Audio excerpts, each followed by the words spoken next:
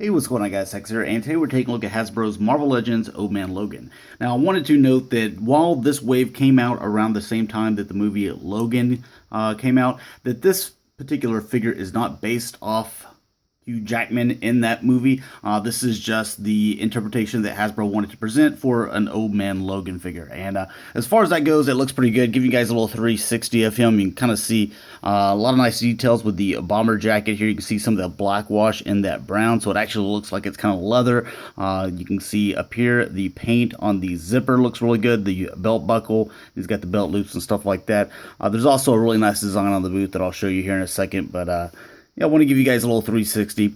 Obviously, with the Wolverine claws, they do kind of come bent up or smashed together and stuff like that. You just kind of have to spread them out, and just with a little bit of work, then they'll end up getting back to where they need to be. So they're very easy to move. So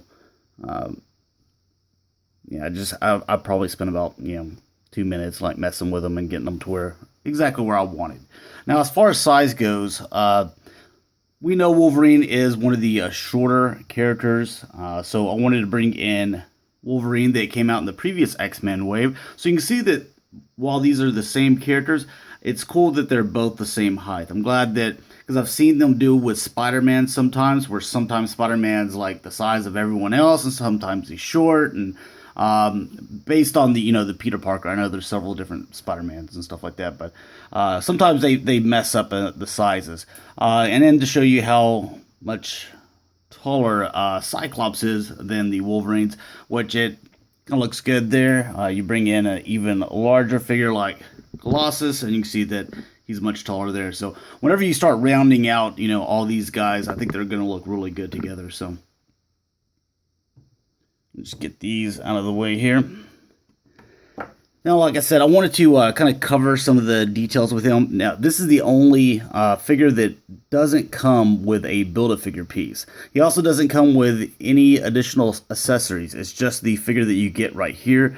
I thought that they should have maybe gave us some unclawed hands or something, just because you got Colossus, which I think took more money to make, larger figure obviously, but then he came with an additional head and a Build-A-Figure piece. So I just kind of figured that maybe he would come with something extra, but unfortunately he didn't.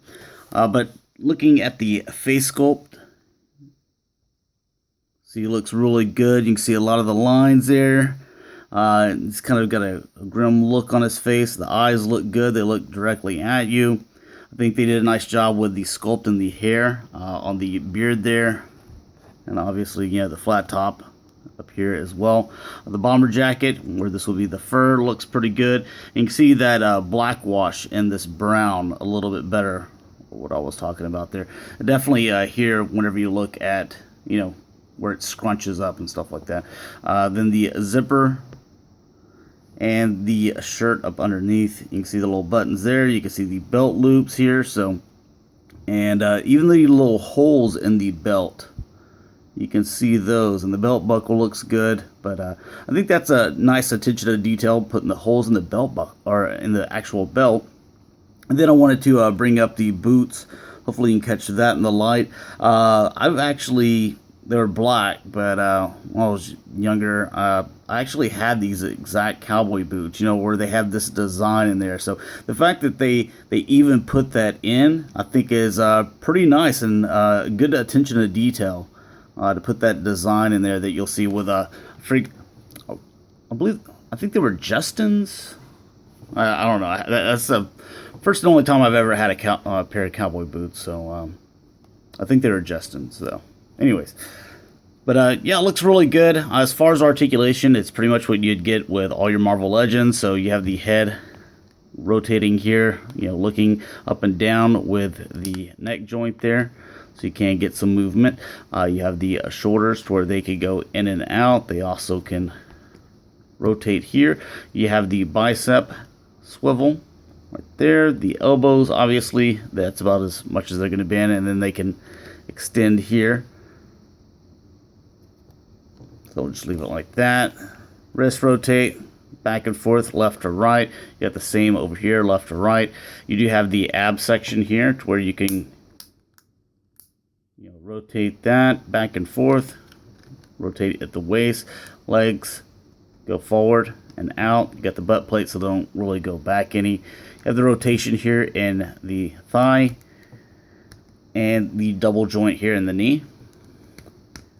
And then again, you have the boots here to where you could, rotate like this and go, front and back. So really solid figure. I think it looks really good on the shelf. Again, with this, you can see that they started to kind of bend towards each other. Just kind of straighten them out and mess with that for a little bit, and they'll look good as new. So anyways, thanks a lot for watching, guys. Hopefully you enjoyed. Plan on bringing you this entire wave and then the Build-A-Figure here at the end. So I'll talk to you guys later. Peace.